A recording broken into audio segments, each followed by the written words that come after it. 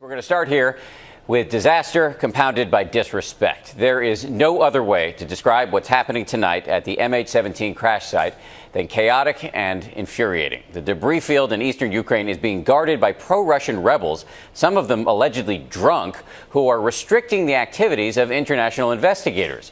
The bodies of some of the 298 victims, 80 of them kids, seen here simply lined up on the side of the road. Tonight, the Ukrainian government says it has proof that Russia provided the missile system that shot that plane down and is now actively working with the rebels to cover it all up. We have team coverage tonight, and we're going to start with ABC's Terry Moran, who's on the ground. Terry, good evening. Good evening, Dan. We returned from that crash site a while ago, and I can tell you that as our team left, as night was falling, it was completely unsecured. With no professional air crash investigator in charge, that scene is compromised and evidence is evaporating. Today, 2 days after the crash, the grim task of collecting the bodies of the dead has finally begun. Volunteers digging up, bagging, and trucking away the victims' remains to be taken to a morgue in the nearby city of Donetsk, a separatist rebel stronghold. But so many of the 298 killed are still uncollected from these fields. We arrived late today and were stunned by what we found. Just a few feet off the road, one of the wings came down in this field, and frankly, it is outrageous that we can get this close. This is evidence completely unsecured. A few locals formed a tiny lackadaisical perimeter around just a bit of the wreckage. Reporters and others tromped around everywhere. The victims' personal items just piled up. Earlier, the international team of monitors claimed some of the rebels supposedly securing the site were visibly intoxicated, though we did not see that. So a compromised crime scene, certainly, but there are other places to look for evidence. I think we're going to shift from a mindset of a crime scene investigation to an intelligence investigation to try and figure out how it was that these missiles came to be into rebel hands. Ukraine is pointing the finger directly at Russia, claiming they have evidence that the missile they say brought down the plane came from Russia. And so did the troops who fired it. We know for sure that the team was Russian.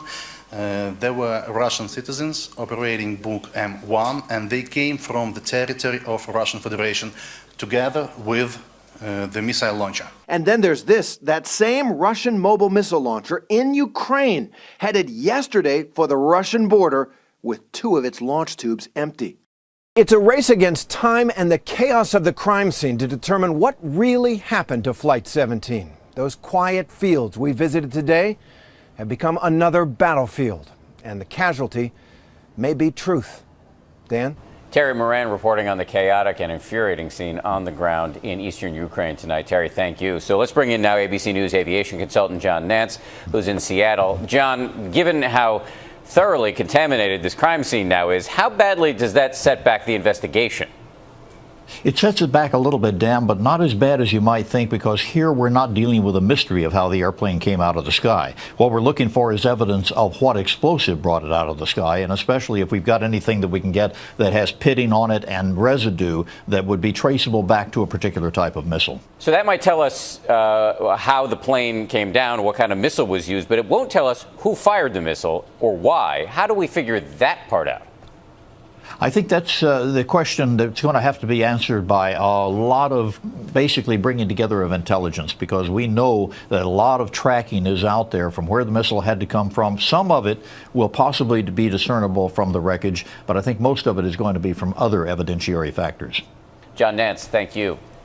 This all brings us to ABC's Martha Raddatz, who's covering the intelligence side of the picture. How does the intelligence community go about finding the perpetrators? Well, one of the things is this is a conflict zone. So we had all sorts of satellites, all sorts of radar over that conflict zone and tracked that missile as it left that Ukrainian area, eastern Ukraine, that Russian-held area. It basically hit the airplane. We saw the final moments of impact of fireball from satellites. And what they do is they track it back. They go back, follow the arc backwards to try to figure out where exactly it came from. And that's what you heard the White House say yesterday. They believe it came from Russian-held territory, that's how it was launched. Well, what are the odds that we find the people who did this and then in some way bring them to justice? Well, we've got intercepts. We've got things like that. You saw the pictures that Terry Moran showed there. But I think the odds are pretty slim that you'll ever find out really who actually pulled the trigger on this. And what we really want to find out is whether there were Russians there, whether there were Russian special forces there helping the Russian separatists. That is a key question, and I'm not sure we'll ever know that. Well, if we find out that the Russians had any hand here, even in simply giving the missiles to the rebels, will that change the situation on the ground with this ongoing conflict? I think it's a good question. Will Putin say, you know, this is a bad idea to give them these surface-to-air missiles? It might, but in the end, Dan, I think what we have to remember is that this looks like it was an accident. I don't think anyone was actually trying to shoot down a civilian plane. They were trying to shoot down a military plane. An accident, and a horrible one at that. Martha, thank you. And Martha will be joining George Stephanopoulos on a special edition of This Week tomorrow morning. It's called Crisis Point, and you can see it right here on ABC.